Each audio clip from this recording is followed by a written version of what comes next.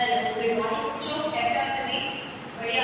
Okay, आज हम आपकी प्यारी स्टूडेंट मैम आपको पढ़ाएंगे लाइफ प्रोसेस।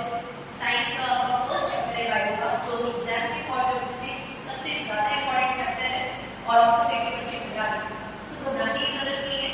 जब स्टूडेंट मैम के साथ लाइफ प्रोसेस आपको आपके होगा एकदम मालूम है।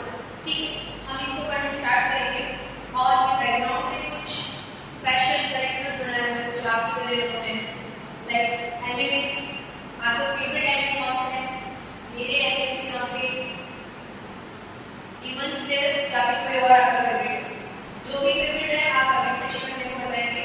और आज अपनी चैप्टर स्टार्ट। लाइफ में आपकी बहुत सारी एक्टिविटीज होती है, लाइक स्टडी कर रहे हैं आप, रीडिंग, साइकिलिंग और अदर एक्टिविटीज। कुछ बच्चे फोन भी चला रहे होंगे, चिट चैट कर रहे होंगे। ये सब चीजें तो अदर एक्टिविटीज है, इनको साइड में रख के मैम कॉपी लेके हम स्टार्ट करेंगे लाइफ प्रोसेस का चैप्टर। लाइफ में जो आपकी बॉडी जितनी भी प्रोसेसेस हो गई उन सब की स्टडी किसमें करेंगे? Life process.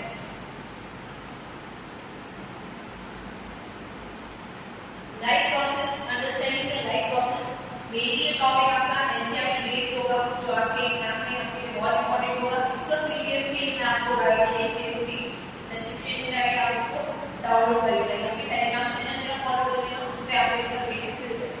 तो अभी हम पर्टिकुलर फोकस करते हैं चैप्टर पे। Life process, all living organisms including human beings perform a number of basic activities required to maintain and sustain their lives. मतलब जो भी लाइफ में प्रोसेसेस है उनको मेंटेन करना और सस्टेन करने की जो प्रोसेस है उसे हम क्या बोलेंगे? Life process. ये केवल किसमें होगी? लिविंग बीइंग्स में होगी, नॉन लिविंग बीइंग्स में नहीं। अगर कोई स्टैटिक में होगी ना, ये बोर्ड है, बोर्ड में ऐसी प्रोसेस होगी, तो ये केवल किसमें होगी? लिविंग बीइंग्स में ये प्रोसेसेस होती है। ठीक है, इसके अलावा सबसे इंपॉर्टेंट चीज है कि हमारी जो बॉडी है उसमें कुछ रिएक्शंस भी होती है, जिनको हम क्या बोलते हैं? Biochemical reactions. और ये बायोकेमिकल रिएक्शन बेसिकली किस प्रोसेस में होती है? मेटाबॉलिज्म में होती है। मेटाबॉलिज्म में क्या होता है कि जो भी केमिकल चेंजेस है, फिजिकल चेंजेस हमारे बॉडी में होते हैं, उन सारे चेंजेस की जो स्टडी है वो क्या कहलाती है? मेटाबॉलिज्म। और मेटाबॉलिज्म प्रोसेस करने वाले जो सब्सटेंसेस होते हैं उनको बोलते हैं मेटाबॉलिट्स। अब मेटाबॉलिज्म में ये भी 2 टाइप से होता है। इसका मेटाबॉलिक पाथवे देखेंगे तो इसमें 2 तरीके के मतलब 2 टाइप से पाथवे होंगे। एक तो एनाबॉलिक पाथवे और सेकंड होगा आपका मेटाबॉलिक पाथवे। एना मींस ए से एना और एना मींस क्या हो गया? एडिशन। मींस जिसमें छोटे-छोटे मॉलिक्यूल्स मिलके एक बड़ा मॉलिक्यूल बनाते हैं, बड़ा कंपाउंड बनाएंगे तो हम उसे बोलेंगे एनाबॉलिक प्रोसेस। और मेटाबॉलिक प्रोसेस का मतलब है कि जिसमें क्या होगा? सी से मेटाबॉलिक और सी से cut down. Cut down means break down. किसी बड़े से मॉलिक्यूल का छोटे-छोटे मॉलिक्यूल्स में जो ब्रेक डाउन होगा उस प्रोसेस को क्या बोलेंगे? Metabolic process. Okay, anabolic process में क्या है? जहाँ पे छोटे-छोटे सिंपलेस्ट फॉर्म में मॉलिक्यूल्स है वो एक कॉम्प्लेक्स मॉलिक्यूल जो बनाएंगे, तो एनर्जी को क्या करना पड़ेगा? एनर्जी इसमें क्या होगी? एनर्जी को आपको देना पड़ेगा। एनर्जी को हम देंगे तो कौन सी प्रोसेस होगी? Endothermic process, like photosynthesis. Photosynthesis कैसी प्रोसेस है? Endothermic process. और मेटाबॉलिक प्रोसेस किस टाइप की होगी?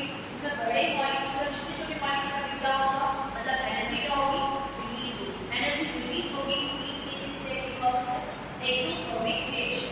और एक्सोथर्मिक रिएक्शन के एग्जांपल जो लाइफ प्रोसेस में पढ़ेंगे दैट इज रेस्पिरेशन। रेस्पिरेशन में आपने देखा होगा ग्लूकोज के मॉलिक्यूल का क्या होता है? ब्रेकडाउन, और साथ में एनर्जी क्या होती है? Release.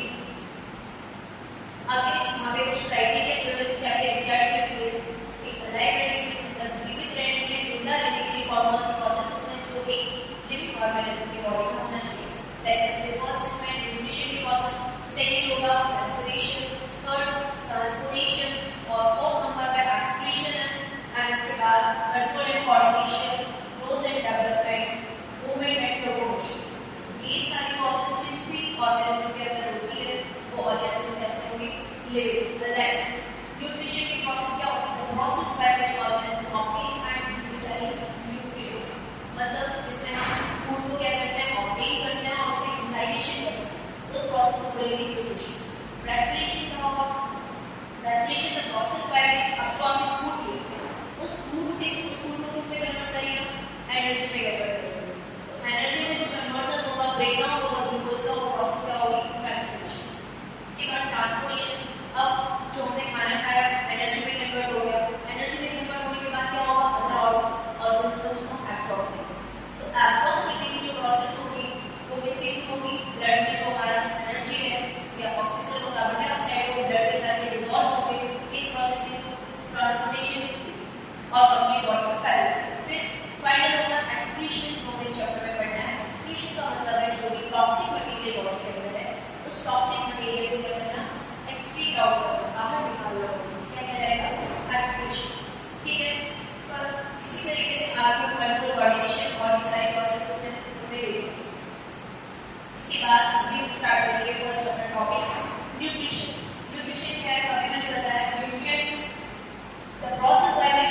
Organism obtain and sustain their food, मतलब इसमें हम अपने फूड को क्या करेंगे, ऑब्टेन करेंगे और उसको क्या करेंगे, यूटिलाइज करेंगे। यूटिलाइज करेंगे उस प्रोसेस को क्या कहेंगे, यूटिलाइज न्यूट्रिशन। ठीक है, न्यूट्रिशन में जो फूड पार्टिकल्स होते हैं, इंपॉर्टेंट फूड पार्टिकल्स होते हैं, उनको क्या बोलते हैं, nutrients, like carbohydrates, protein, vitamins, ये सब हमारी बॉडी के लिए जरूरी है और ये सब क्या कहलाते हैं, न्यूट्रिएंट्स। न्यूट्रिएंट्स के अलावा इसमें दिया हुआ है कि एनर्जी किस प्रोडक्ट में सबसे ज्यादा होती है, मींस कौन से न्यूट्रिएंट्स हैं जिनको हम एनर्जी फूड कहते हैं, carbohydrate and fat. Body building में कौन से जो न्यूट्रिएंट्स हैं वो हेल्प करते हैं, प्रोटीन, जैसे आप जिम जाते हो देखा होगा, जिम करते हैं रेगुलर, वो लोग क्या करते हैं, एक्स्ट्रा प्रोटीन लेते हैं, राइट। तो प्रोटीन किस टाइप का मटेरियल हो गया, बॉडी बिल्डिंग मटेरियल हो गया, body building food. Regulating food क्या है, जो बॉडी को सारी एक्टिविटीज को रेगुलेट करने का काम करता है, like vitamins, vitamin A, B, C, D, ये सभी क्या कर रहा है, बॉडी में रेगुलेशन का काम कर रहा है। And some important minerals is also included in regulating food, ये भी रेगुलेट करता है। इसके बाद मोड ऑफ न्यूट्रिशन पे आ जाएंगे। मोड ऑफ न्यूट्रिशन के बेस पे जो न्यूट्रिशन है वो दो टाइप्स का होगा, autotrophic nutrition and heterotrophic nutrition. Autotrophic का मतलब है ऑटो मींस जो अपना फूड को बनाते हैं, खुद बनाते हैं। सेल्फ अगर फूड अपना बनाएगा कोई ऑर्गेनिज्म, तो उसमें किस टाइप का रिप्रोडक्शन होगा, किस टाइप का न्यूट्रिशन होगा, autotrophic nutrition. Autotrophic nutrition generally किसमें देखने को मिलता है, ग्रीन प्लांट्स में या फिर ग्रीन बैक्टीरिया, साइनोबैक्टीरिया में। क्यों, क्योंकि इसमें क्या होता है, क्लोरोप्लास्ट होता है और वो फोटोसिंथेसिस करता है और फोटोसिंथेसिस की प्रोसेसिंग क्या बनाता है, अपना फूड बनाता है। ऑटोट्रॉपिक न्यूट्रिशन को भी दो पार्ट में डिवाइड किया। अगर सनलाइट की प्रेजेंस में होगा तो क्या करेंगे, उसको फोटोऑटोट्रॉप्स, किस टाइप के ऑर्गेनिज्म होंगे, फोटोऑटोट्रॉप्स। अगर ऐसे ऑर्गेनिज्म जो अपना फूड केमिकल की प्रेजेंस में बनाते हैं तो उसको क्या बोलेंगे, कीमोऑटोट्रॉप्स। फोटोऑटोट्रॉप्स के एग्जांपल क्या होंगे, फोटोऑटोट्रॉप्स में आपका ग्रीन प्लांट्स होंगे और जो ब्लू ग्रीन एल्गी साइनोबैक्टीरिया वो फोटोऑटोट्रॉप्स होंगे, बिकॉज़ वो सनलाइट की प्रेजेंस में फोटोसिंथेसिस करते हैं। और कीमोऑटोट्रॉप्स में होंगे केमिकल वाले bacteria like sulphur, purple sulphur bacteria and Nitrosomonas, जो कि क्या है, नाइट्रोजन फिक्सेशन वाले बैक्टीरिया, ये सभी क्या होंगे, कीमोऑटोट्रॉप्स। इसके बाद फर्दर हम पढ़ेंगे आगे हेटेरोट्रॉपिक न्यूट्रिशन। इसको भी 3 पार्ट्स में क्लासिफाई किया हेटेरोट्रॉपिक न्यूट्रिशन को। लिए यहाँ पे इसका फ्लोचार्ट दिया हुआ है, सैप्रोफिटिक, पैरासिटिक एंड पॉलिफिटिक। सैप्रोफिटिक का मतलब क्या है, सैप्रोफिटिक मींस ऐसे ऑर्गेनिज्म जो अपने फूड के लिए डेड ऑर्गेनिक मटेरियल या जो वेस्ट सड़ा हुआ बना होता है उसमें डिपेंड होता है, तो क्या होगा, सैप्रोफिटिक। फंजाई ईस्ट हो गया, ठीक है। पैरासिटिक का मतलब क्या है, ऐसे ऑर्गेनिज्म जो अपने फूड के लिए किसी दूसरे होस्ट की बॉडी पर कंप्लीटली डिपेंडेंट होता है, तो उसको क्या बोलेंगे, पैरासिटिक। पैरासिटिक एग्जांपल्स में लेते हैं, छोटा हो गया, प्लास्टिक हो गया। होलोजोइक का मतलब है ऐसे ऑर्गेनिज्म जिसमें इंजेक्शन, डाइजेशन और एक्सक्रीशन कंप्लीट डाइजेशन प्रोसेस होती है। ऐसे ऑर्गेनिजम्स में होलोजोइक न्यूट्रिशन होता है, लाइक एनिमल्स, ह्यूमंस और अनिमल, ठीक है। इसके बाद डिफरेंस देखने के दोनों में अभी जो हमने पढ़ा ऑटोट्रॉपिक और हेटेरोट्रॉपिक न्यूट्रिशन। ऑटोट्रॉपिक में क्या होगा, सेल्फ मैन्युफैक्चर, ठीक है, सेल्फ मैन्युफैक्चर होगा और उसमें देखो कुछ और डिफरेंस है। ऑटोट्रॉपिक इस टाइप के होते हैं, अपना फूड खुद बनाते हैं और क्या बनाएंगे, फूड से ग्लूकोज के साथ CO2 और H2O के साथ कंबाइन करके अपना फूड बनाते हैं ग्लूकोज की फॉर्म। हेटेरोट्रॉपिक में क्या होता है, ये कंप्लीटली डिपेंडेंट होते हैं, इनमें कोई फोटोसिंथेसिस रिएक्शन वगैरह नहीं होती है। क्लोरोफिल एग्जैक्टली जिसमें फोटोसिंथेसिस होगी, ऑटोट्रॉपिक में उसमें क्लोरोफिल प्रेजेंट होता है, इसमें क्लोरोफिल एब्सेंट होता है, ना सोलर इलेक्ट्रिसिटी नहीं। यहाँ पे क्या है, डाइजेशन। ऑटोट्रॉपिक में डाइजेशन की कोई रिक्वायरमेंट नहीं है, जबकि हेटेरोट्रॉपिक में कंप्लीट डाइजेशन होता है। फूड चेन में मैंने आपको बताया कि फूड चेन में जो प्लांट्स ऑटोट्रॉपिक्स जो प्रोड्यूसर्स की फॉर्म होते हैं, इस फॉर्म में प्रोड्यूसर की फॉर्म, और जो हेटेरोट्रॉपिक न्यूट्रिशन करते हैं लाइक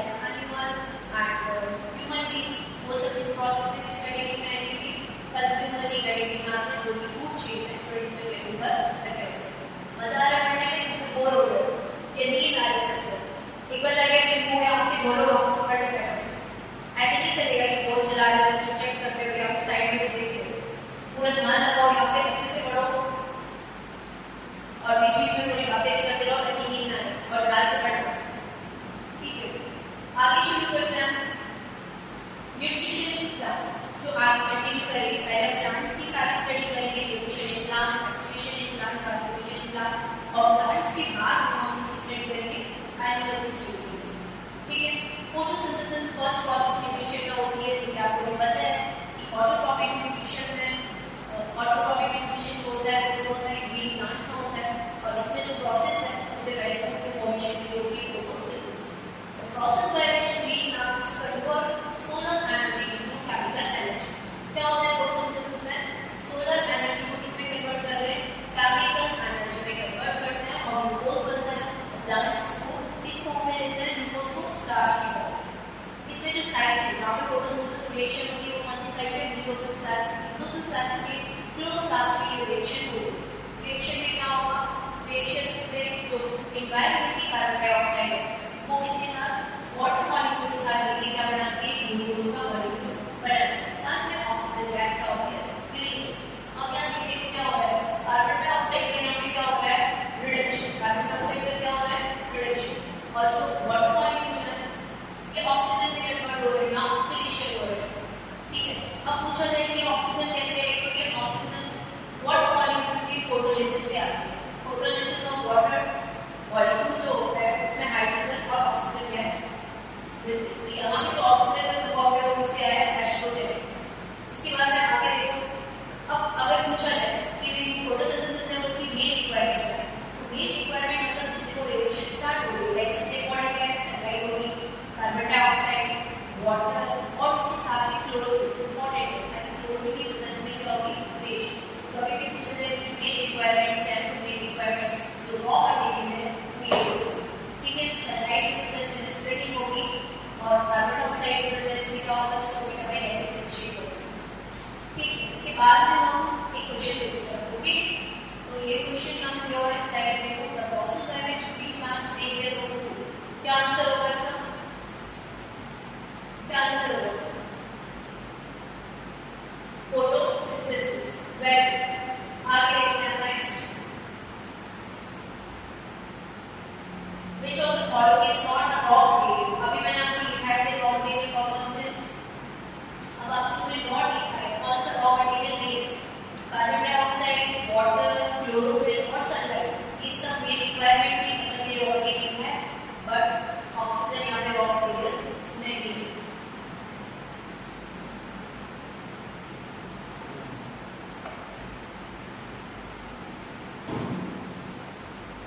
ओके, तो याद रख सकते क्वेश्चन हो गए। इसका आंसर सबका करेक्ट हुआ, ऑक्सीजन होगा तो भी रॉ मटेरियल नहीं। ठीक, आगे कंटिन्यू करते हैं। ये फोटोसिंथेसिस का डायग्राम है, ये आप नोटबुक में प्रैक्टिस कर लेना, दैट्स वेरी इंपॉर्टेंट। अगर बोर्ड के क्वेश्चन, बहुत ज्यादा क्वेश्चंस है, नंबर ऑफ क्वेश्चन जो आपके फोटोसिंथेसिस से आते हैं। फोटोसिंथेसिस की रिएक्शन क्या है और उसकी डेफिनेशन ये आपको लिखना होगा। एग्जाम में अगर 3 to 4 मार्क्स का क्वेश्चन आता है तो आपको इसका डायग्राम भी ड्रॉ करना होगा। अगर 2 मार्क्स का क्वेश्चन है तो आप सिर्फ डेफिनेशन और रिएक्शन, और जो बच्चे इसे करेंगे ना उनके पास 100% 99 मार्क्स से लेकर 100 मार्क्स तक आ सकते हैं इजी, अगर आप डायग्राम और रिएक्शन के साथ सारे क्वेश्चन करें। ओके, कलरफुल डायग्राम बनाना, अच्छा डायग्राम। अब हम देखेंगे स्ट्रक्चर ऑफ क्लोरोप्लास्ट, जो कि बहुत इंपॉर्टेंट है इसके लिए, फोटोसिंथेसिस के लिए। आपने 9th क्लास में ये स्ट्रक्चर पढ़ी होगी। क्लोरोप्लास्ट कैसा ऑर्गेनेल है? डबल मेम्ब्रेन मॉलिक्यूल है। यहाँ देखो ये क्लोरोप्लास्ट की स्ट्रक्चर, इससे डायरेक्ट समझ लेंगे इसको। क्लोरोप्लास्ट में क्या होता है? डबल मेम्ब्रेन है, इसमें जो आउटर मेम्ब्रेन है उसको क्या बोलेंगे? आउटर मेम्ब्रेन, और जो अंदर वाले मेम्ब्रेन है उसको क्या बोलेंगे? इनर। इसमें मोस्ट इंपॉर्टेंट थिंग ये है इसके अंदर जो मटेरियल अराउंड होता है उस मटेरियल को क्या कहते हैं? उस मटेरियल को बोलते हैं स्टोव। क्या बोलते हैं? स्टोव। और अंदर जो पॉइंट टाइप, इस सेट टाइप जो स्ट्रक्चर है, इस सिंगल स्ट्रक्चर को तो हम क्या बोलेंगे? थायलाकोइड। सिंगल स्ट्रक्चर को क्या बोलते हैं? थायलाकोइड। और जो इसका बंडल है, इस पूरे बंडल को क्या बोलेंगे? ग्रेन। ठीक है, इसका जो बंडल है इसे हम ग्रेनम कहते हैं और सिंगल स्ट्रक्चर को थायलाकोइड। यहाँ बीच में ये अटैच स्टोमा नाम। अब इंपॉर्टेंस क्या है? यहाँ पे कौन सी रिएक्शन है? तो फोटोसिंथेसिस की जब हम एनालिसिस देखेंगे तो उसमें जो रिएक्शन है वो दो टाइप्स होती है। Photosynthesis 1 and 2। 1 में होगी लाइट रिएक्शन और 2 में होगी डार्क रिएक्शन। ठीक है, लाइट रिएक्शन जो है आपकी, जो लाइट रिएक्शन यहाँ ग्रीना में होती है। ग्रीना में कौन सी रिएक्शन होती है? Light reaction. और स्टोमा में, जो ये स्टोमा है, वहाँ पे कौन सी रिएक्शन होती है? Dark reaction. Okay very good. आगे देखो कुछ फैक्टर्स दिए जो इसको अफेक्ट करते हैं फोटोसिंथेसिस को, light, carbon dioxide, temperature and water. Light की इंटेंसिटी क्या है, लाइट की क्वालिटी कैसी है, ये सब चीजें फोटोसिंथेसिस को इफेक्ट करती हैं। जितनी ज्यादा बेटर होगी फोटोसिंथेसिस उतनी ज्यादा। कार्बन डाइऑक्साइड, अगर कार्बन डाइऑक्साइड का अमाउंट इंक्रीज होगा तो फोटोसिंथेसिस की रेट क्या होगी, इंक्रीज होगी। टेम्परेचर अगर इंक्रीज होगा तब भी क्या होगा, फोटोसिंथेसिस की रेट क्या हो जाएगी, इंक्रीज होगी। ठीक है। इसके बाद लास्ट है वाटर। वाटर तो सारी मेटाबॉलिक प्रोसेस के लिए बहुत जरूरी है, तो वाटर के बिना तो छोड़ देंगे। वाटर का अमाउंट जितना ज्यादा होगा उतने अच्छे से फोटोसिंथेसिस प्रोसेस होगी। अब ये प्रोसेस कहाँ होती है, स्टोमा में, और कहाँ होता है क्लोरोप्लास्ट। क्लोरोप्लास्ट बेसिकली कहाँ होता है, क्लोरोप्लास्ट बेसिकली सेल फॉर्म है। सेल्स में ये लीफ की स्ट्रक्चर है। लीफ में कौन सी सेल होती है, मेसोफिल।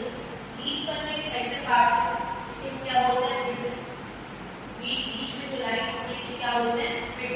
और जो साइड की जो लीफ पार्ट है ये क्या होती है, इसकी मार्जिन होती है या पार्ट बोल सकते हैं। और इसमें जो और छोटी छोटी लाइन्स है उनको क्या बोलेंगे, वेव्स। ठीक है, ये इंपॉर्टेंट है। और इसकी टीएस एग्जाम में आपके आ सकते हैं, जो भी है स्टोमा की या फिर लीफ का टीएस बनाने के लिए स्टोमेटा की स्ट्रक्चर कैसी है। स्टोमेटा की स्ट्रक्चर को माइक्रोस्कोप से देखेंगे तो स्टोमेटा में जो ये प्रोसेस है opening and closing of stomata, ये प्रोसेस बहुत इंपॉर्टेंट है। इसको भी हाईलाइट कर लेना, एंड ये डायग्राम की एग्जैक्ट पॉइंट ऑफ व्यू से बहुत ज्यादा है। स्टोमेटा की प्रोसेस कैसे होती है अभी बताओ।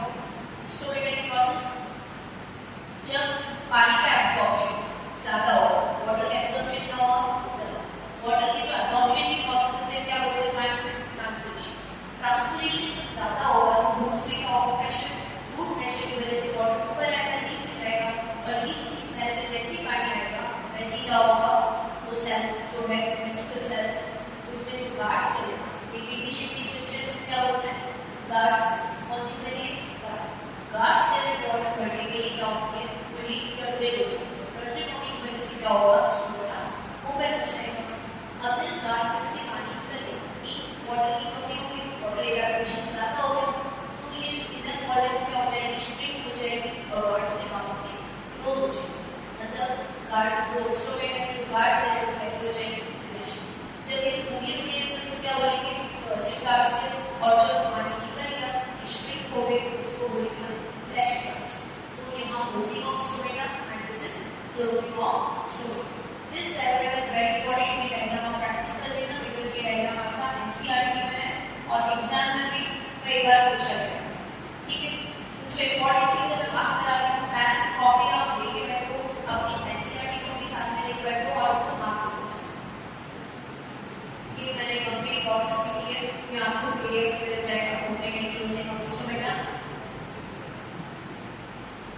ओके, आगे मैंने दो क्वेश्चन दिए जो कि आपके एनसीईआरटी को दिए। ये क्वेश्चन क्या है, how to desert plant process carbon dioxide to form glucose. जो डेजर्ट प्लांट है वो कैसे करता है, डेजर्ट प्लांट जो कार्बन डाइऑक्साइड की प्रेजेंस में ग्लूकोज कैसे करता है। आपको पता है कि जो डेजर्ट प्लांट होते हैं वो डेजर्ट एरिया में वहाँ पे क्या पानी की कमी है, मतलब दिन में टेम्परेचर बहुत हाई होता है और पानी बहुत कम होता है। जब टेम्परेचर बहुत ज़्यादा हाई है और उनके पास पानी के लिए और उसी टाइम पे वो इवैपोरेशन करते हैं तो मर जाएंगे। तो क्या करते हैं, डेजर्ट प्लांट्स में उल्टी प्रोसेस होती है, मींस कि नाइट में भी अपना फूड स्टोर कर लेते हैं। नाइट में कार्बन डाइऑक्साइड लेते हैं और कार्बन डाइऑक्साइड की हेल्प से नाइट में अपने फूड को लिक्विड क्या कर लेते हैं, जो मिडिल सब्सटेंस है उसको स्टोर कर लेते हैं, अब्सॉर्ब कर लेते हैं और कंप्लीटली दिन में उसका यूटिलाइजेशन करते हैं। इसके बाद दूसरा क्वेश्चन क्या है, how to activate plant copy carbon dioxide living. तो इस क्वेश्चन में भी आपको ये देखना है कि जो वाटर मॉलिक्यूल है, वाटर में जो कार्बन डाइऑक्साइड है वो डिसॉल्व स्टेज में होती है और डिसॉल्व स्टेट जो एक्टिवेटिंग प्लांट है वो कार्बन डाइऑक्साइड से इजीली क्या कर लेते हैं, अपना वो सिंथेसाइज कर लेते हैं। ओके, तो इतना टॉपिक आपको क्लियर हो गया, समझ आया सबको। ओके, बोर तो नहीं हो रहा ना, बोर तो नहीं हो रहा, अच्छा लग रहा है पढ़ने में, मजा आ रहा है, ठीक है, ओके, कंटिन्यू करते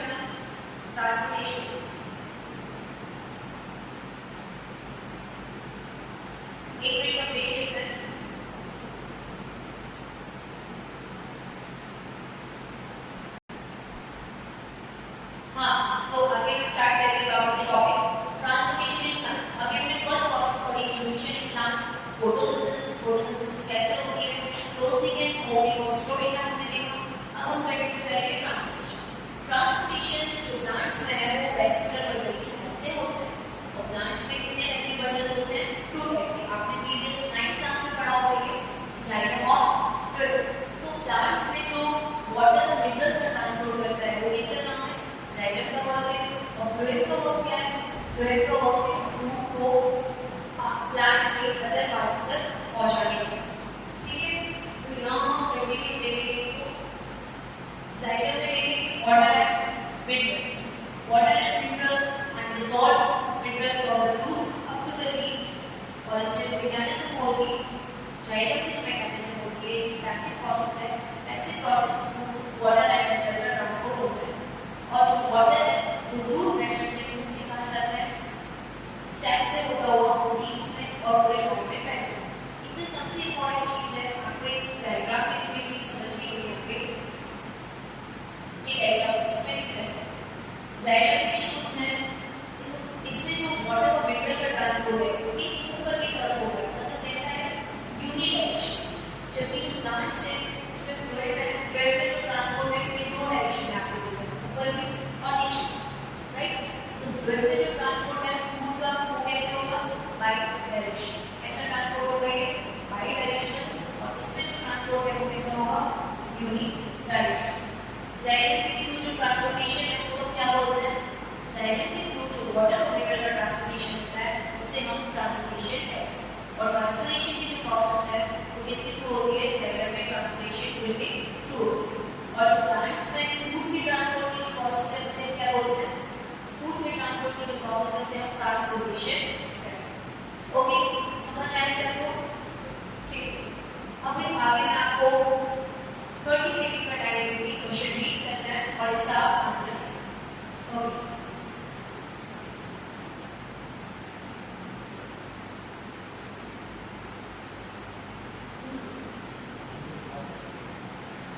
ठीक है। Vascular tissue responsible for transporting water and mineral from root upward. कितने लोग इसका आंसर करेंगे?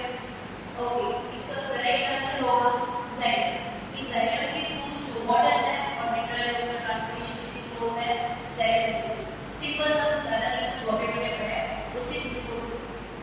ठीक है, एक और क्वेश्चन मैंने डाला है, सेकंड क्वेश्चन पे आप रीड करो। जस्ट 50 सेकंड का टाइम।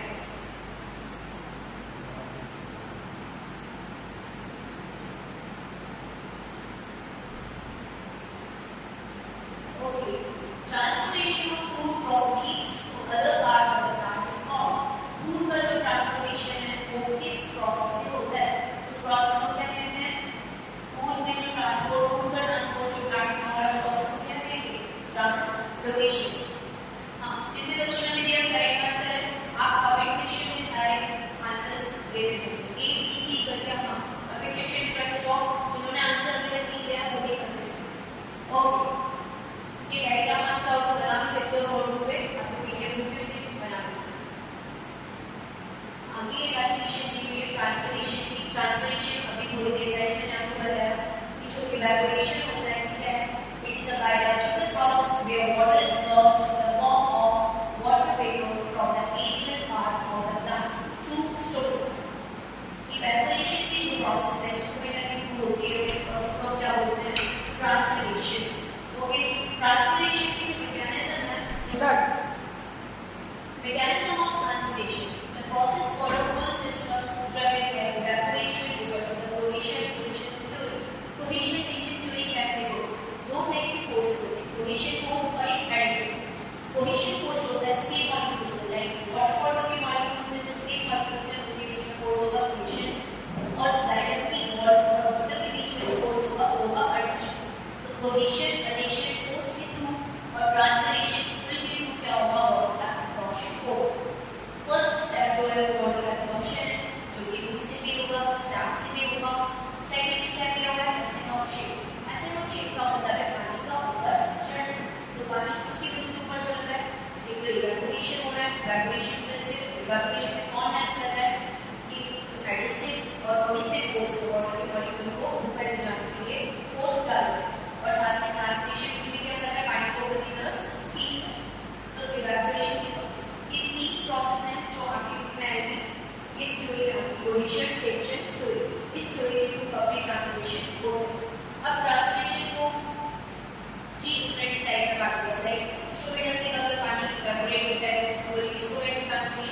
अगर लेयर जो लेयर होती है ईच जो उसे क्या कहते हैं क्यूटिकल की लेयर से अगर ट्रांसपोर्ट होगा तो उसको क्या बोलेंगे क्यूटिकुलर ट्रांसपोर्टेशन।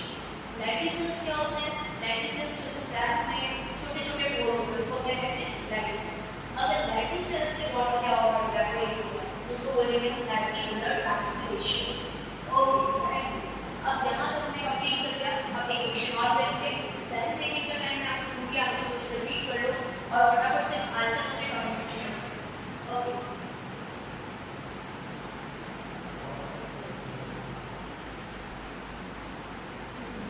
ठीक है, पढ़ लो। Okay, which process is mainly responsible for the upward movement of water in the dot tree? Mainly responsible कौन सी प्रोसेस होती है? वाटर के ट्रांसपोर्टेशन के लिए और पानी के ऊपर जाने में सबसे ज्यादा हेल्प करती है, जिसका सबसे ज्यादा इन्वॉल्वमेंट होता है, किससे होता है? Obviously transportation. Transportation is the correct answer. ठीक है, जितने बच्चों ने करेक्ट आंसर दिया ट्रांसपोर्टेशन करेक्ट है, बाकी लोग सब कमेंट में आंसर देंगे। ओके, इसके बाद नेक्स्ट टॉपिक स्टार्ट करेंगे रेस्पिरेशन इन प्लांट्स। अब देखो प्लांट्स में एनिमल की तरह कोई स्पेशल सिस्टम तो है नहीं, रेस्पिरेटरी सिस्टम है या बेसल गैसेस है या लंग्स है। प्लांट्स में सिंपल वही स्टेम है, लीफ है और रूट, और उसमें जो पोर्स है वहीं से गैसेस एक्सचेंज होता है, दैट मींस रेस्पिरेशन भी होता है, वहीं से फूड और वाटर का ट्रांसपोर्टेशन होता है और वहीं से क्या होगा? रेस्पिरेशन भी होगा। ओके, तो रेस्पिरेशन क्या है? By photosynthesis where food using the sunlight, respiration rate that cool down to release energy for food। मतलब क्या है इसका? इसका मतलब ये है कि जो फोटोसिंथेसिस की प्रोसेस है उसमें हम क्या करते हैं? फूड का फॉर्मेशन करते हैं और उस फूड का जो यूटिलाइजेशन है, उसका जो ब्रेकडाउन है, वो कंप्लीट प्रोसेस में होगी रेस्पिरेशन। इसमें फूड में कहते हैं कि कंप्लीट ब्रेकडाउन करते हैं, इसको हम सेलुलर रेस्पिरेशन भी बोलते हैं। ओके, इसके बाद में कुछ की कैरेक्टरिस्टिक्स है इस प्रोसेस में, जैसे कि जो कार्बन डाइऑक्साइड है और ऑक्सीजन है, उसको क्या करते हैं? प्लांट्स कार्बन डाइऑक्साइड को दिल में लेते हैं और ऑक्सीजन को क्या करते हैं? रिलीज करते हैं। ये जो प्रोसेस है कार्बन डाइऑक्साइड को लेना, ऑक्सीजन को देना, ये प्रोसेस तो दिन रात चलती है, लेकिन फोटोसिंथेसिस की प्रोसेस है वो केवल सनलाइट की वजह से ही होती है, कुछ एक्सेप्शनल प्लांट को छोड़। ठीक है, तो ये डिफरेंस इसमें याद रखना है। जो रेस्पिरेशन ये 24 आवर्स होता है, लेकिन फोटोसिंथेसिस से कुछ पर्टिकुलर टाइम के लिए सनलाइट की प्रेजेंस में होती है। रेस्पिरेशन की साइड क्या है? लाइक अभी देखा था हमने, जैसे न्यूट्रिशन के लिए तो फोटोसिंथेसिस की साइड क्या थी? ग्लूकोज। इसी तरीके से रेस्पिरेशन की जो साइड है वो है that is mitochondria. Mitochondria respiration की साइड है, यहाँ पे गैसेस एक्सचेंज के थ्रू एटीपी से एनर्जी का फॉर्मेशन होगा। तो अब इसमें जो गैसेस एक्सचेंज उसमें कौन कौन पार्टिसिपेट करेगा? उसमें स्टोमेटा पार्टिसिपेट करेंगे, लाइफ सेल्स पार्टिसिपेट करेंगे, रूट हेयर्स का पार्टिसिपेशन होगा। जैसे से ट्रांसपोर्टेशन में होता है वैसे यहाँ पे होगा, स्टोमेटा के पोर्स के थ्रू गैसेस एक्सचेंज होगा, लाइफ सेल्स से भी होगा और रूट हेयर्स से भी ऑक्सीजन का ट्रांसपोर्ट होता है। इसकी केमिकल इक्वेशन क्या है? This is just opposite reaction of photosynthesis. Photosynthesis में ग्लूकोज का फॉर्मेशन हो रहा था, यहाँ पे ग्लूकोज का क्या होता है? ब्रेकडाउन होता है। ग्लूकोज के ब्रेकडाउन से कार्बन डाइऑक्साइड और वाटर मॉलिक्यूल और हाइड्रोजन में क्या होगी? एच। इस प्रोसेस में लगभग 686 किलोकैलोरी की एनर्जी हमें मिलती है। ओके, अब रेस्पिरेशन को भी फर्दर डिवाइड करेंगे टू पार्ट्स में। कौन कौन से पार्ट्स हैं? एरोबिक रेस्पिरेशन और एनारोबिक। ये भी इसी बेसिस पे होगा, ऑक्सीजन की प्रेजेंस और एब्सेंस की बेसिस पे। ऑक्सीजन की प्रेजेंस में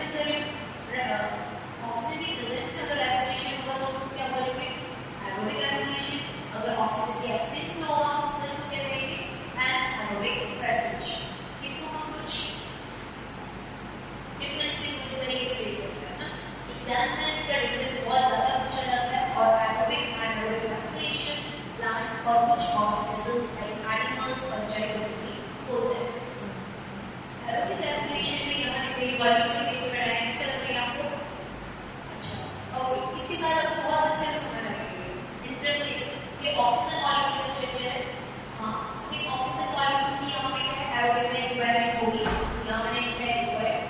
ऑक्सीजन की एनारोबिक में कोई रिक्वायरमेंट नहीं होगी, that is oxygen is not.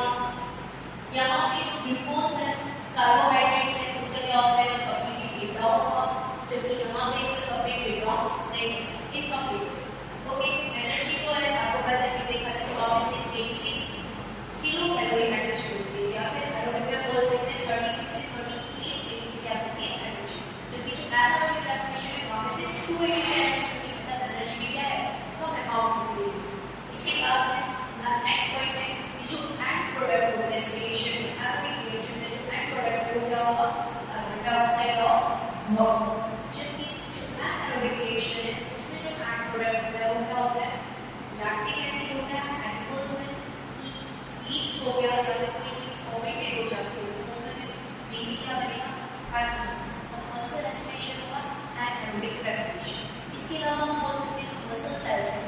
बहुत ज़्यादा वर्कआउट एक्सरसाइज कर लेते हैं या जो हमारी कैपेसिटी नहीं है उससे ज़्यादा अगर वर्क करेंगे तो हमारी बॉडी में क्या होता है, धीरे धीरे ऑक्सीजन की कमी होती है और उस ऑक्सीजन की डेफिशिएंसी की वजह से हमारी बॉडी के जो मसल्स हैं वो लैक्टिक एसिड का फॉर्मेशन करने लगते हैं और उसकी वजह से क्या होता है, आपको लेजीनेस होता है। क्योंकि आपने देखा होगा, आपने कंप्यूटर की पढ़ाई करोगे तो आपको जल्दी नहीं लगेगी, वहीं आपने ओवर लगा के एसी चल रहा है, वेंटिलेशन प्रॉपर है आपके घर में, तो आपको आलस नहीं है, आप अच्छे से पढ़ सकते हो।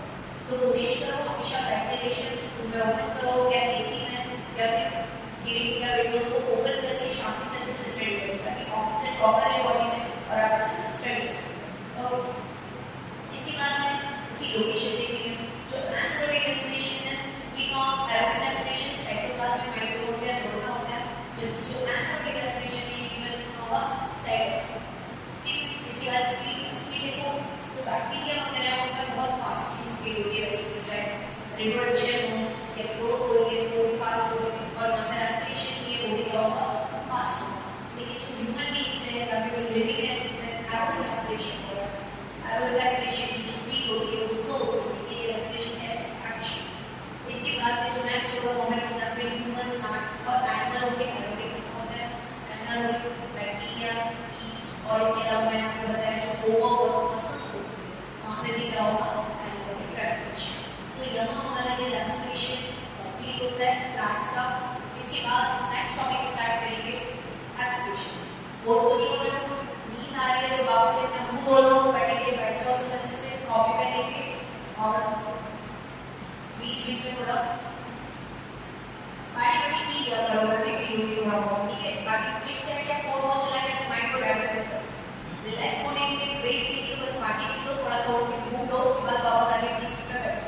क्योंकि आज पूरा टॉपिक कंप्लीट करेंगे और उसके बाद फिर आपको कुछ भी एक्स्ट्रा पढ़ने की बहुत ज़्यादा स्टोरी की जरूरत नहीं है, बहुत सिंपल तरीके से काम है, अच्छे से पढ़ेंगे इस टॉपिक को। ओके, तो स्टार्ट करें एक्सप्रेशन। ठीक है, एक्सप्रेशन की कॉपी जैसे मैंने बताया कि इसमें प्लांट्स है, प्लांट्स में कोई स्पेसिफिक ऑर्गन नहीं है, यहाँ पे कोई एंडोलिकल एक्टिविटी नहीं है, यहाँ एक्सप्रेशन भी सेम स्टेम, लीफ और रूट के थ्रू होगा, राइट। एक्सप्रेशन क्या है, expression is the process in which waste material का क्या होता है उसमें एक्सक्रीशन। तो प्लांट्स में जो वेस्टेज प्रोडक्ट है उसको क्या कर देते हैं, सिंपल मैकेनिज्म के थ्रू एलिमिनेट कर देते हैं, इसको बेस्ट वेस्ट प्रोडक्ट को, तो वेस्ट प्रोडक्ट पे एलिमिनेट करने की जो प्रोसेस है उसे क्या बोलेंगे, एक्सक्रीशन।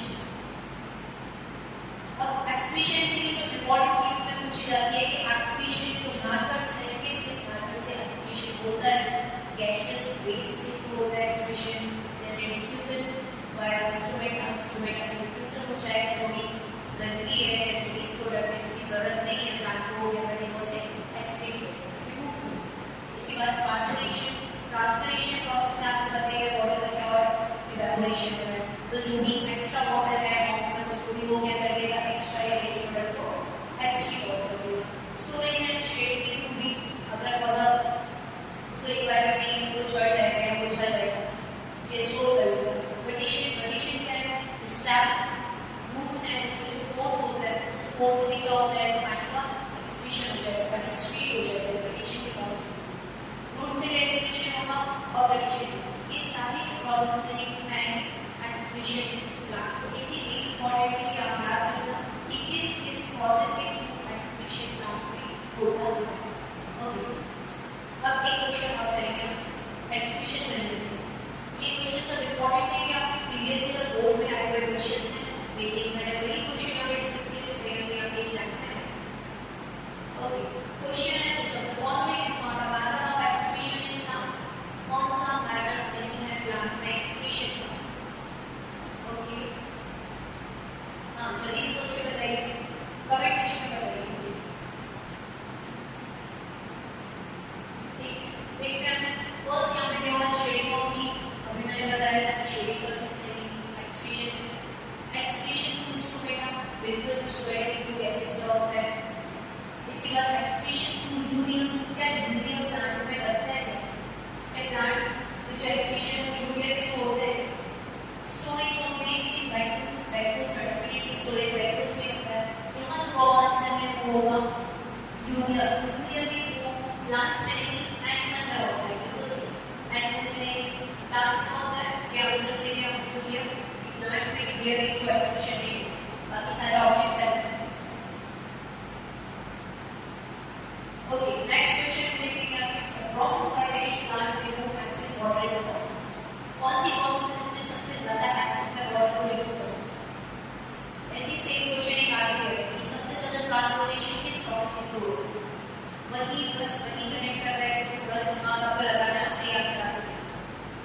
ओके, जिसने बी आंसर दिया वो बिल्कुल करेक्ट है। ट्रांसपोर्टेशन है, ट्रांसपोर्टेशन के थ्रू सबसे ज्यादा है ट्रांसपोर्टेशन होता है, और इसी प्रोसेस में सबसे ज्यादा वेस्ट मटेरियल हमारा निकलता है, मींस एक्सप्रेशन भी ट्रांसपोर्टेशन के थ्रू सबसे ज्यादा होता है। Okay, correct. अब स्टार्ट करेंगे, finally we will start the process in human beings, और उसमें सबसे पहले स्टार्ट करेंगे nutrition and fuel. Nutrition and fuel का काम हम सभी ह्यूमन बीइंग्स हैं, और हमें जो न्यूट्रिशन होता है किस प्रोसेस से होता है। सबसे पहले न्यूट्रिशन होता है, खाना खाते हैं, और उसमें क्या होगा, ब्रेक डाउन होगा, डाइजेशन होगा, फिर डाइजेशन के बाद क्या होगा, सिस्टम में विलाई है, वहाँ पे क्या होगा, उसका अब्जॉर्प्शन होगा, वाटर में जो ब्लड है उसमें क्या हो जाएगा, डिसॉल्व हो जाएगा, मिल जाएगा, और बाकी के जो सेल्स हैं अदर सेल्स में टिश्यूज में मिलेगा, तो उस प्रोसेस को क्या बोलेंगे, एसिमिलेशन, और एसिमिलेशन के बाद फाइनली जो वेस्ट प्रोडक्ट होगा बॉडी से वो क्या हो जाएगा, एक्सक्रीट। इस डायग्राम में बहुत अच्छे से समझ सकते हैं इसको। एग्जैक्टली मैंने जो बताया था आपको वो सब इसमें लिखा हुआ है, एक बार आप वीडियो में इसको देख लेना अच्छे से। ठीक है, अब आगे नेक्स्ट क्वेश्चन आता है कि जो एनिमल्स हैं, एनिमल्स में किस टाइप का न्यूट्रिशन है। तो आप ऊपर पढ़ा कि एनिमल्स में हेटेरोट्रॉपिक न्यूट्रिशन होता है, और हेटेरोट्रॉपिक भी किस टाइप का होता है, होलोजोइक। होलोजोइक में मतलब उसमें कंप्लीट प्रोसेस होगी, मतलब उसमें इंजेक्शन की होगा, उसमें डाइजेशन की होगा, और अब्जॉर्प्शन एक्सक्रीशन की होगा। तो ये सारी प्रोसेसेस हमने हमें एनालाइज करनी है। इंजेक्शन मतलब फूड को क्या करना, फूड को इनटेक करना, डाइजेशन की जो फूड है, ग्लूकोज है, उसका एंजाइम से हेल्थ से क्या होगा, ब्रेक डाउन होगा, इससे क्या होगा, ब्रेक डाउन होगा। ओके, अब्जॉर्प्शन में क्या होता है, movement of simple soluble nutrients into the blood. Absorption में वो इसमें ब्लड में एब्सॉर्ब हो जाएंगे। इसके बाद में एसिमिलेशन में क्या होगा, जो भी न्यूट्रिएंट्स हैं वो टिश्यू वगैरह में पहुंच जाएंगे और एनर्जी में कन्वर्ट हो जाएंगे, वो एनर्जी की फॉर्म में क्या करते हैं, हमारे बॉडी के ऑर्गन्स को यूज करते हैं। और जो अनडाइजेस्टेड प्रोडक्ट है, अनडाइजेस्टेड टॉक्सिक वेस्ट मटेरियल हमारी बॉडी से क्या हो जाएगा, एक्सक्रीट आउट हो जाएगा। सबसे पहले हम देखेंगे न्यूट्रिशन। अमीबा को आपने देखा होगा किस होता है, हाँ बिल्कुल सही, एकदम एक सेलुलर ऑर्गेनिज्म है अमीबा, और आपको मैं इसका डायग्राम दिखाता हूँ। ये अमीबा है, न्यूट्रिशन अमीबा बिल्कुल एक यूनिसेलुलर ऑर्गेनिज्म है जिसका कोई शेप नहीं है पर्टिकुलर, और इसमें लेकिन जो डाइजेशन वो बिल्कुल होलोजोइक न्यूट्रिशन, मतलब एक सिंगल सेल में भी होलोजोइक न्यूट्रिशन होता है। कैसे, अमीबा में जो इसकी जो है तो बोल सकते हैं कि इसके झूठे जैसे सबसे पहले मार्केट है, जैसे कोई ऑर्गन नहीं कि अपनी बॉडी का कुछ पार्ट इस तरीके से बाहर निकालता है, मतलब इस तरीके से बाहर निकालता है, उसको बोलते हैं सीडो। अगर इसे फूड कैप्चर करना है, लोकोमोशन करना है, तब इसमें यूज करेगा सीडोप्रोटीन। सीडोप्रोटीन यूज करके फूड पार्ट को कैप्चर कर लेगा, और कैप्चर करके इस तरीके से वैक्यूल बनाएगा। इस वैक्यूल को क्या बोलेंगे, फूड वैक्यूल। अब ये फूड वैक्यूल कंप्लीटली इसके अंदर पहुंच जाएगा, और उससे क्या हो जाएगा, डाइजेशन हो जाएगा। डाइजेशन के बाद जो नेक्स्ट स्टेप होगा उसमें क्या होगा, अब्जॉर्प्शन होगा, फूड का ब्रेक डाउन होगा, और वो गैस जो इसके अंदर गैसेस है एनर्जी उसमें कन्वर्ट होगा, एसिमिलेशन हो जाएगा कंप्लीटली, साइटोप्लाज्म में डिसॉल्व हो जाएगा। इसमें भी पर्टिकुलर माइक्रोऑर्गेनिज्म या फिर अदर ऑर्गेनिज्म भी सिंपल एक सेल, और उसमें सिंपल क्या होगा, जो भी प्रोसेस है वो सब सही है। इसके बाद में ये फूड पार्टिकल सब रखा हो गया, उसके बाद इसके अंदर जो टॉक्सिक मटेरियल या वेस्टेज प्रोडक्ट होगा उसको ये क्या करेगा, एक्सक्रीट आउट कर देगा, और इस प्रोसेस को हम बोलेंगे digestion. This is the complete nutrition in amoeba. समझ में आया सबको?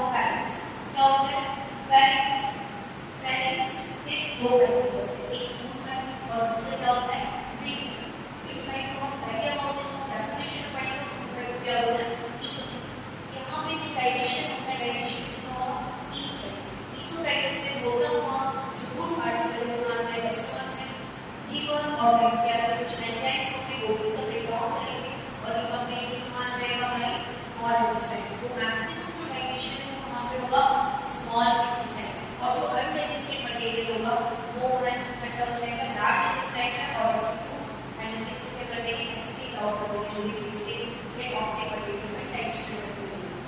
ये कंप्लीट स्ट्रक्चर है। हाँ ये आप सबको बनाना है, प्रैक्टिस करना अच्छे से, जैसे एग्जाम में आपको ये भी बहुत इंपॉर्टेंट है सीखने के लिए। अब हम एक बार डिटेल में थोड़ा एक करके ऑर्गन के बारे में देखेंगे। ओके, सबसे पहले हम पढ़ेंगे बगल कैविटी का होती है माउथ। बगल कैविटी में किस स्टडी करेंगे तो ये स्टडी करेंगे, सैलाइवरी ग्लैंड की स्टडी करेंगे और उसके अलावा जो टंग वो भी आपके इसमें आएगी बगल कैविटी। और सबसे पहले सबसे इंपॉर्टेंट आपने देखा होगा टीथ जो है माउथ के अंदर एक सबसे इंपॉर्टेंट चीज है यहाँ पे सलाइवा ग्लैंड। ये जो सलाइवा होता है उसमें जो फूड का ब्रेकडाउन है, कार्बोहाइड्रेट का ब्रेकडाउन स्टार्ट हो जाता है with the help of saliva. इसके अलावा भी और एंजाइम्स होते हैं जैसे टाइरिन है, लाइसोजाइम है, ये भी क्या करते हैं इसके ब्रेकडाउन में हेल्प करते हैं। एनसीईआरटी में आपने स्पेशली के नाम दिया और इसमें मैंने यहाँ पे मेंशन किया, बाकी आप एक्स्ट्रा पढ़ने के लिए उसमें एक्स्ट्रा कर सकते हैं। इसके बाद में यहाँ पे क्या है जो एनिमल्स है मींस ह्यूमन बीइंग्स है इसमें जो टीथ होता है वो थ्री टाइप्स है। एक तो डाइफिनोडोन का बोला क्योंकि हमारा जो लाइफ स्पैन है उसमें दो बार आता है। कितनी बार आता है? दो। एक बार जब छोटा बच्चा होता है तब जो टीथ आता है उसको क्या बोलते हैं? मिल्क टीथ को ही बोलते हैं डिसीवर्स को। हमसे कहते हैं डिसीव राइट नहीं। और जो फाइनल एडल्ट होने के बाद टीथ आता है उसको बोलते हैं पॉवर। तो यहाँ हम दो की फॉर्मूले भी देखेंगे नीचे। इसके अलावा टीथ है ये फोर टाइप के भी होते हैं, इसलिए इनको क्या बोलते हैं? हैप्लोडॉट। क्या नाम देते हैं इनको? हैप्लोडॉट। हैप्लोडॉट टीथ हो गया ये फोर डिफरेंट टाइप के टीथ हैं। फर्स्ट इंसिजर है, इंसिजर में क्या होता है? इस इंसिजर टाइप के एकदम टूटे मेरे टाइप होते हैं और इसमें यूज आते हैं कटिंग और बाइटिंग। ये सामने वाला जो टीथ होते हैं ना होता है अपर टू एंड लोअर, ये क्या कहलाएंगे? ये होंगे आपके इंसिजर। कैनाइन्स कौन से होंगे? कैनाइन्स होंगे वेम्पायर, ये साइड वाले जो आपने देखा होगा आपने या वेम्पायर में क्या बोल सकते हैं हम? चुड़ैल। चुड़ैल में भी वही नाम है इंसिजर। जितने भी कैनाइन्स कार्निवोर्स हैं जो मांस खाते हैं या जो शिकार करते हैं उनमें ज्यादातर कैनाइन्स का होंगे बहुत शार्प और कैनाइन्स का नंबर भी कितना होगा? 4 नंबर होगा। कैनाइन्स में हमारे पास कितने होंगे? 2। कैनाइन्स का मेन काम क्या होता है? क्लियरिंग अंडरवेट, ये छीनने और फाड़ने का काम आते हैं। ओके, इसके बाद प्रीमोलर्स का काम क्या है? प्रीमोलर्स ये वाले कैनाइन्स के पीछे की तरफ होते हैं, 4 लेफ्ट साइड में होते हैं, 4 राइट साइड में। तो एक का टोटल नंबर कितना होगा? 8 होगा एडल्ट में। मोलर्स का भी कितना होगा? 3 होगा। प्रीमोलर्स का काम क्या है? ये भी क्रशिंग और ग्राइंडिंग करते हैं और मेजर जो मैस्टिकेशन है मैक्सिमम जो चबाते हैं खाने को कहाँ से करते हैं? मोलर से करते हैं। मोलर्स में पीछे की तरफ 4 दांत और होते हैं ऊपर नीचे जिनको हम विजडम टीथ भी कहते हैं। हाँ ऐसा बोलते हैं जिसमें अकल होती है उसमें बेटी होती है। अभी आपने अकल नहीं है तो अभी आपने नहीं है मतलब आपके पास अभी आप टीनेज में हो, आपके कितने टीथ होंगे टोटल? 28 टीथ होंगे और लाइक मेरे पास भी 32। हाँ आपके पास भी 22 के बाद मैक्सिमम बच्चों में आ जाएंगे जिसका दिमाग जल्दी डेवलप होगा उसकी जल्दी है। ये हम कुछ डायग्राम है, इस डायग्राम में भी आप समझ सकते हो। ये इंसिजर है, ये कैनाइन है जो साइड में, ये प्रीमोलर्स हैं आगे की तरफ, नीचे की तरफ और नीचे आओगे ये मोलर्स है। ये की स्ट्रक्चर है इस डायग्राम में अच्छे से आप वीडियो में पढ़ सकते हो और ये नंबर भी दिए इनका इंपॉर्टेंट ये फॉर्मूला है 2 1 2 3/2 2। ये एक साइड है मतलब एक साइड के जो काम है तो लेफ्ट साइड में मान लो या फिर राइट साइड। एक साइड अगर इतने टीथ है और इसको मल्टीप्लाई कर देंगे 2 से टोटल कितने टीथ हो जाएंगे? 32। तो अगर पूछा जाए कॉमन टीथ का फॉर्मूला क्या होगा? 2/3/2 अगर पूछा जाए वेट टीथ का फॉर्मूला क्या होगा? वेट टीथ में 2 1 0 2 1 0 ये वेट टीथ है। वेट टीथ जो होते हैं जो बच्चों में आते हैं पहले स्टार्टिंग में यहाँ पे प्रीमोलर्स एब्सेंट होते हैं, सिर्फ उनके पास आगे के दो मोलर्स होते हैं जिससे वो छोटी छोटी सॉफ्ट चीजें चबा लेते हैं। इसमें भी 2 का मल्टीप्लाई कर दोगे तो कितने हो जाएंगे? 20 टीथ होते हैं जिसको हम इसी चाइल्ड में करते हैं। ओके, इसके कुछ क्वेश्चन मैंने दिए हैं यहाँ पे, ये क्वेश्चन है कैसे करना है। हाँ आप सबको करना है फटाफट से और 5 सेकंड के अंदर कौन सा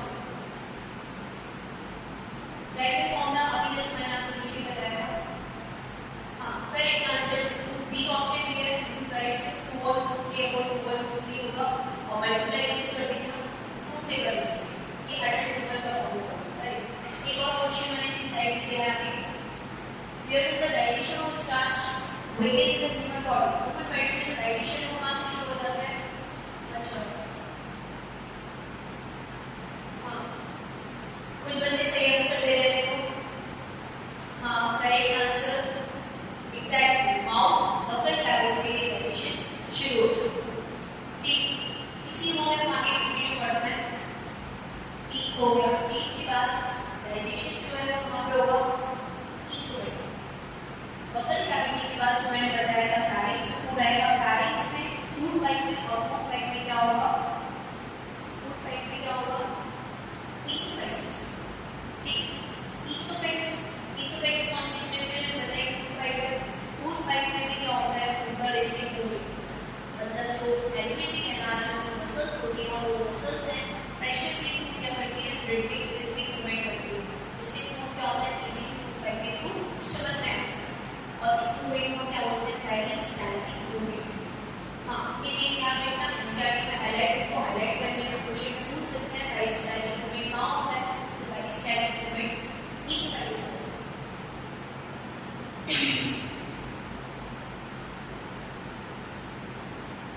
ओके। इसके आगे क्या होगा? स्टमक, स्टमक में फूड जाएगा, स्टमक में कौन सी वॉल होगी? वेस्कुलर वॉल होगी। स्टमक में जो डाइजेशन है वो मेनली एचसीएल की हेल्प से होता है, इसके अलावा कुछ प्रोटीन एंजाइम टॉक्सिन भी होते हैं जो उसके डाइजेशन में हेल्प करते हैं। अगर कुछ अच्छा बॉडी में सबसे ज्यादा एसिडिटी कहाँ होता है? तो स्टमक होता है।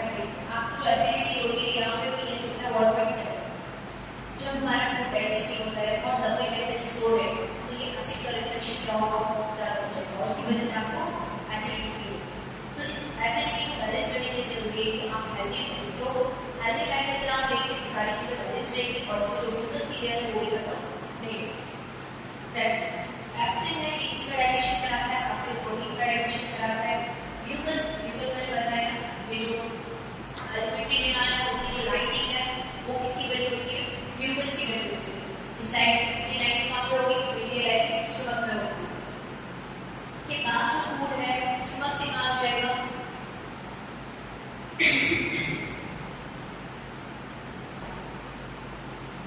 ओके, हाँ थोड़ा पानी पानी पी के अगर बीच में मैं भी पानी पी स्टार्ट करें अगर कंटिन्यू। हाँ, चैप्टर को कंटिन्यू करेंगे फुल एनर्जी के साथ। हाँ, आप बिल्कुल एनर्जेटिक होके बैठे ताकि आप बहुत अच्छे से इस चैप्टर को आज के लेक्चर में तैयार करें। स्मॉल इंटेस्टाइन, अब जो फूड है स्टमक से डाइजेस्ट होके कहाँ पहुंचेगा? पैनक्रियाटिक जूस भी आ गया, लीवर से भी जूस आ जाएगा, ब्लैक जूस, दोनों जूस मिलके को मिक्स करके कहाँ पहुंचेंगे? स्मॉल इंटेस्टाइन में।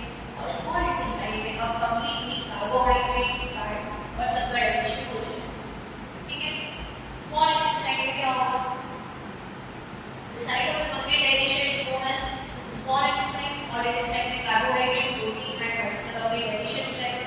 अगर स्पेसिफिक कोई क्वेश्चन आपका आ रहा है फैट का कंप्लीट डाइजेशन या एलिमिनेशन का होता है तो आप कौन सा देना है? लीवर में अल्कलाइन मीडियम होता है और ये फैट को क्या करता है? एमल्सिफाइड करता है, मतलब फैट का क्या करता है? ब्रेक डाउन करता है। स्मॉल मॉलिक्यूल्स, पैनक्रियाटिक जूस क्या है? ये पैनक्रियाज में होता है, और इसमें कौन से एंजाइम होते हैं? Trypsin and trypsinogen and trypsin enzyme भी प्रीलिंक्स को वर्क करता है, प्रोटीन को वर्क करता है, लाइपेज एंजाइम होता है, और लाइपेज एंजाइम किसको वर्क करता है? फैट, फैट का ब्रेक डाउन होता है। यहाँ पे कुछ स्लाइड एब्जॉर्प्शन फाइनली होता है वो भी स्मॉल इंटेस्टाइन होगा। स्मॉल इंटेस्टाइन में फिंगर लाइक प्रोजेक्शन होते हैं, और फिंगर लाइक प्रोजेक्शन को हम क्या बोलते हैं? वेट। वेट में ये कंप्लीट डाइजेशन होगा, जो प्रोटीन है और वो किसकी फॉर्म में आएगा? पेप्टाइड की फॉर्म में। पेप्टाइड्स का कन्वर्जन अमीनो एसिड्स में होगा अमीनो पेप्टाइडेज एंजाइम की हेल्प से। और जो माल्टोज है, माल्टोज का ब्रेकडाउन ग्लूकोज है, ग्लूकोज में होगा माल्टेज की हेल्प से।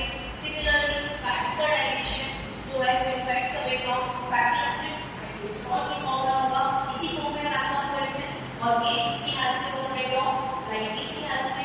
लैक्टोज का जो ब्रेकडाउन है वो लैक्टेज की हेल्प से होगा, ग्लूकोज और लैक्टोज।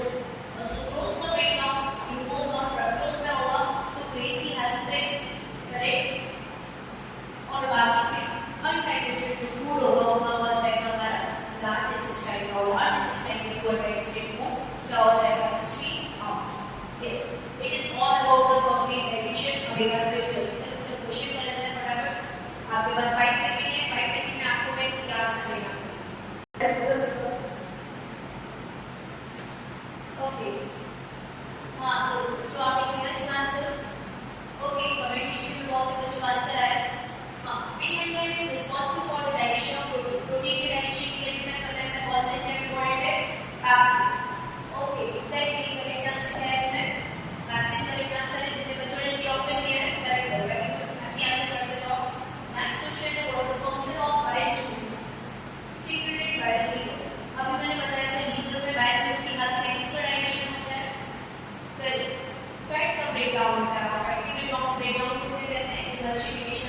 फैट। बी इसका करेक्ट ऑप्शन है। ओके, कंटिन्यू करेंगे हम रेस्पिरेशन। फाइनली हमने डाइजेशन सिस्टम कंप्लीट कर लिया ह्यूमन बीइंग्स का। अब हम आ गए रेस्पिरेशन में। रेस्पिरेशन आपने पढ़ रखा है ऑलरेडी। प्लांट्स में हमने रेस्पिरेशन देखा था कि 2 टाइप से रेस्पिरेशन होता है, एरोबिक एंड एनारोबिक। एरोबिक का होगा सर अगर ऑक्सीजन की प्रेजेंस में होगा तो एरोबिक होगा, ऑक्सीजन की एब्सेंस में होगा तो क्या होगा एनारोबिक। और इसमें कंप्लीटली क्या होता है कि जो रेस्पिरेशन है यहाँ पे होता है सेल में, सेल के साइटोप्लाज्म में और माइटोकॉन्ड्रिया। सेल में रेस्पिरेशन जैसे इसमें क्या होता है सेलुलर रेस्पिरेशन, और इसमें बड़ी प्रोसेस होती है ग्लूकोज का ब्रेकअप। और इसकी जो रिएक्शंस थी मैंने आपको बताई थी इंपॉर्टेंट कि ग्लूकोज का साइटोप्लाज्म में क्या होता है अगर एक्सेस ऑफ ऑक्सीजन है, ऑक्सीजन की एब्सेंस में ईस्ट में एथेनॉल कार्बन डाइऑक्साइड एनर्जी बनेगा। लैक ऑफ ऑक्सीजन अगर ह्यूमन मसल्स में लैक होगी ऑक्सीजन की तो इसका फॉर्मेशन हो जाएगा लैक्टिक एसिड एंड एनर्जी का फॉर्मेशन होगा। अगर प्रेजेंस ऑफ ऑक्सीजन, ऑक्सीजन की प्रेजेंस में अगर रेस्पिरेशन होता है माइटोकॉन्ड्रिया में तो कंप्लीटली कार्बन डाइऑक्साइड वाटर और एनर्जी। ये लास्ट वाला इसका होता है ह्यूमन। अब देखिए हमारे अंदर प्रोसेस होती है मेरे लिए जो है तीन पार्ट में प्रोसेस होती है। फर्स्ट पार्ट जो आपका होता है इनहेलेशन, जिसमें हम क्या करते हैं नॉस्ट्रिल से गैस को क्या करते हैं इनहेल करते हैं। इसके बाद में क्या होगा एक्सचेंज, अब गैस नॉस्ट्रिल के थ्रू पाइप में, और पाइप से क्या होगी एल्वेओलर में पहुंचेगी वेट पाइप से, और फिर उसका फाइनली ट्रांसपोर्टेशन हो जाएगा ऑक्सीजन हीमोग्लोबिन के साथ कंबाइन होकर। ओके, आगे देखेंगे कैसे रेस्पिरेशन हो रहा है।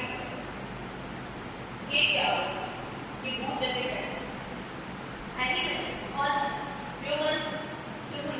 ओ सुकून बहुत सारे लोगों का फेवरेट हो गई विलेन है कि हीरो। विलेन कुछ लोग मैंने मेरे नाम नहीं पता होगा कौन सा एनिमल है, एक कमेंट सेक्शन में बताना मेरे जरा। आज हम थोड़ी देर में मान लेंगे ये एक ह्यूमन है, एक लिविंग बीइंग है और इसमें रेस्पिरेशन कैसे। अब सबसे पहले जो रेस्पिरेशन है वो कहाँ से शुरू होगा सुकून की नोज से। नोज में एयर आएगी नॉस्ट्रिल, राइट। एयर जो ऑक्सीजन है वो कहाँ से होगी नॉस्ट्रिल में आएगी, नॉस्ट्रिल से होते हुए कहाँ जाएगी नेजल पैसेज में, एंड नेजल पैसेज से होते हुए कहाँ आएगी लैरिंक्स, दैन विंड पाइप। और विंड पाइप को हम क्या कहते हैं ट्रैकिया। विंड पाइप को क्या कहते हैं ट्रैकिया। और ट्रैकिया से होता हुआ ब्रांकियोल्स के थ्रू कहाँ पहुँच जाएगा एल्वेओलाई में, एल्वेओलाई ऑफ लंग्स। और फाइनली लंग्स की सरफेस पे ऑक्सीजन का क्या होता है एक्सचेंज होता है ऑक्सीजन और कार्बन डाइऑक्साइड गैसेस का, और कंप्लीट का होगा रेस्पिरेशन हो जाता है। ये आपके लिए क्वेश्चन है the correct pathway of air movement during the inhalation. इसका आंसर आप मुझे कमेंट सेक्शन में देंगे। अभी मैंने ह्यूमन सुकून के अंदर आपने आप पूरा ऐसा समझा है कहाँ से सबसे पहले एयर जाएगी कहाँ पहुँचेगी, सबसे पहले कहाँ से जाएगी नेजल पैसेज या नॉस्ट्रिल, नॉस्ट्रिल से एंटर करेगी, फिर नेजल पैसेज, उसके बाद कहाँ होगी नॉस्ट्रिल से। कौन सा ऑप्शन करेक्ट लग रहा है, जो ज्यादा करेक्ट लग रहा है उसका आंसर नहीं, डी वाला करेक्ट लग रहा है। नेजल पैसेज, लैरिंक्स, ट्रैकिया और फैरिंक्स।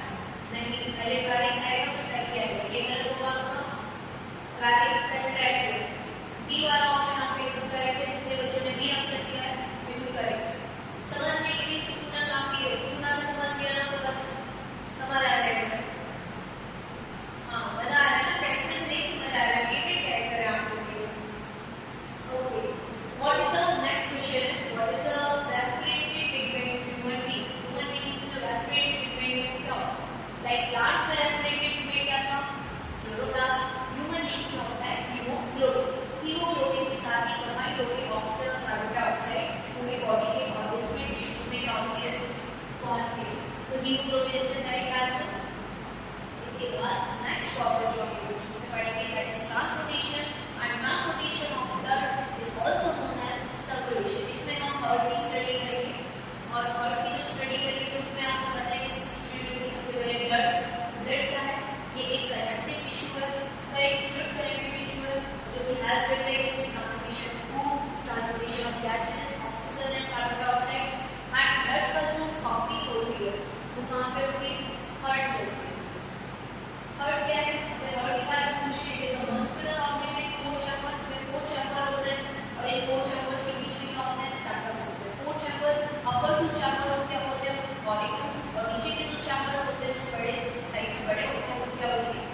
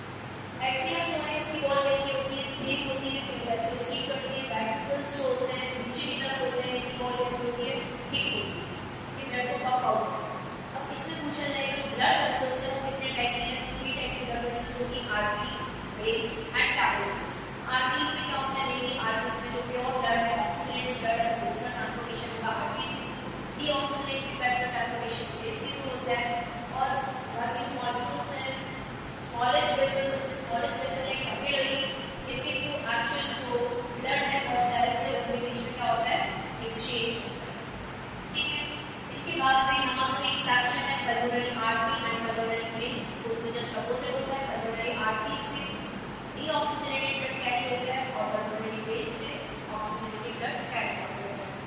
इसमें जो प्रेशर है बीपी, ब्लड प्रेशर आपने देखा होगा, ब्लड का प्रेशर बढ़ता है एकदम से कमजोरी वीकनेस आती है, मतलब ब्लड बीपी क्या हो गया लो। कभी कभी क्या बहुत ज़्यादा शुगर बढ़ गई, बहुत ज़्यादा हार्ट बीट बढ़ जाती है, तो बोल दो कौन सा केस हो गया कि ब्लड प्रेशर हाई। आपने देखा होगा जनरली घर में भी होता रहता है, कभी कभी बच्चों में भी देखने को मिलता है। तो ब्लड प्रेशर की हाई और लो की जो प्रोसेस है इसमें बेसिकली क्या है, दो प्रोसेस होती है, सिस्टोलिक और डायस्टोलिक। मतलब हार्ट में कॉन्ट्रैक्शन हो रहा होगा, रिलैक्सेशन। जो कॉन्ट्रैक्शन होता है एट्रियम में, उस कॉन्ट्रैक्शन का अमाउंट है कितना होता है एवरेज 120 एमएम ऑफ एच। और जो आर्टरीज में रिलैक्सेशन होता है उसका अमाउंट कितना होगा 80 एमएम ऑफ एच। तो जब हम ब्लड प्रेशर मेजर करते हैं तो डॉक्टर कैसे देख के बताते हैं कि बीपी हाई है लो, एग्जैक्टली यही देख के बताते हैं कि जो अपर साइड में है आपका जो रिलैक्सेशन वाला डायस्टोलिक है तो कितना होना चाहिए 80, और जो हायर वाला है जो सिस्टोलिक प्रेशर है वो कितना होना चाहिए 120 एमएम ऑफ एच। बीपी को मेजर करने का जो मेजरमेंट इंस्ट्रूमेंट होता है उसको क्या बोलते हैं, जो थेरेपी यूज करते हैं रेट स्पेक्ट्रोमीटर।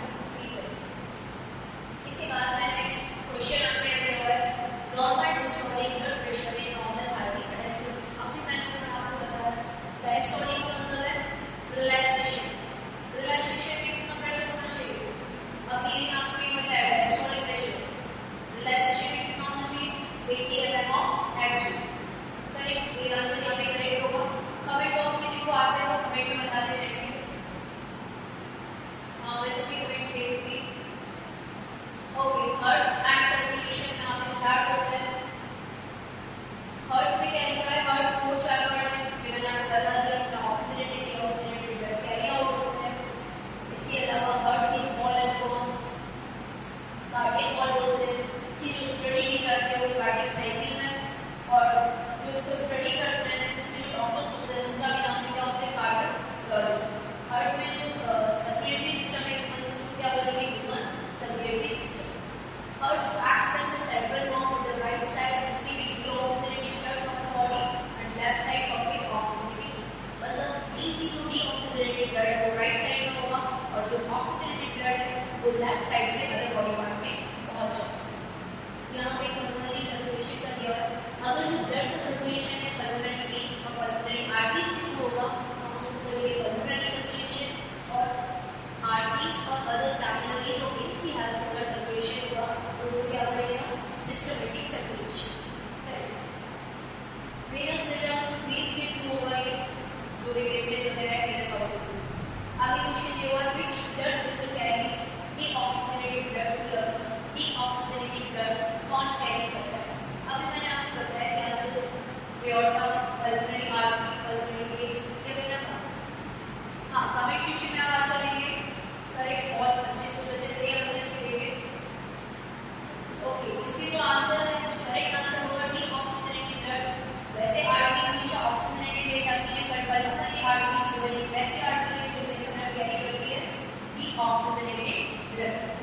ओके, नेक्स्ट यहाँ पे इसका 3D डायग्राम है, आप इसको 2D में बना सकते हो। ये एग्जाम के पॉइंट ऑफ व्यू से इंपॉर्टेंट है। और डबल सर्कुलेशन, डबल सर्कुलेशन कैसे पल्मोनरी आर्टरीज और वेन्स के थ्रू पल्मोनरी सर्कुलेशन होगा। राइट साइड में सारा इंट्रा ब्लड आएगा एओर्टा में, राइट ऑरिकल में। राइट ऑरिकल में कि आपके एबी नोड और ऐसे नोड होते हैं जिसको हम बोलते हैं आर्टिफिशियल बेस नोड, वो भी आपके क्या होता है राइट ऑरिकल में होता है। हर पेशेंट में जनरली ये चेंज होता है और लेफ्ट ऑरिकल से सारा जो भी ऑक्सीजनेटेड ब्लड है वो कहाँ पहुंच जाएगा कंप्लीट बॉडी पार्ट्स में और वाइटल्स में। इसके बाद में यहाँ कुछ अमाउंट्स लिखा हुआ है गैसेस का, ये भी 3D डायग्राम में आप देख सकते हो। अल्वेलाइज का टिश्यूज का रेस्पिरेशन का है और साथ में इसको कंबाइन करके ब्लड से भी कैसे ब्लड टिश्यूज में जाता है एंड टिश्यूज से कैसे ब्लड वापस अल्वेलाई में। ठीक है, ये इसका कंप्लीट स्ट्रक्चर है। हार्ट का ये स्ट्रक्चर देख सकते हैं आप। इंटरनल स्ट्रक्चर है जो कि प्लेस कार्ड के हॉरिजॉन्टल दिखा दी है। इसमें आपको क्लियरली दिख रहा है जो ब्लू कलर के हैं, यहाँ पे जो ब्लू कलर के ऊपर स्ट्रक्चर देखे गए हैं सुपीरियर वेंट्रल कॉलम, और वहाँ जो ब्लू कलर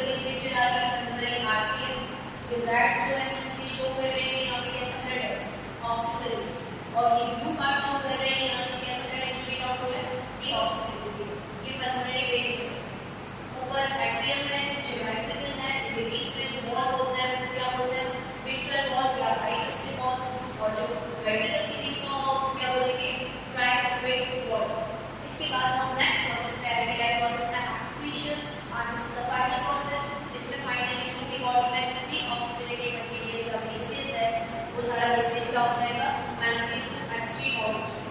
इसमें पूछा जाए एक्सक्रीशन की जो ह्यूमन एक्सक्रीशन की जो मेन यूनिट है वो कौन सी होती है नेफ्रॉन। नेफ्रॉन इसकी मेन यूनिट है। यस, यहाँ पे क्या होता है एक्सक्रीटरी सिस्टम में पेयर ऑफ किडनी होगा, पेयर ऑफ यूरेटर है, यूरिनरी ब्लैडर है और यूरेटर। एकदम इसी स्ट्रक्चर देखेंगे आप।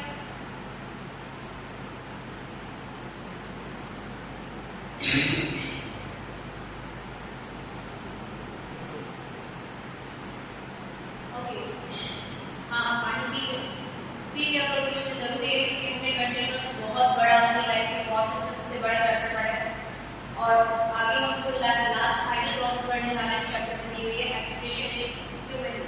एक्सक्रीशन के लिए मैंने अभी आपको बताया पहले कि जो मेन एक्सक्रीटरी यूनिट है, functional unit of excretion is nephron. ये स्ट्रक्चर है एक्सक्रीटरी सिस्टम की।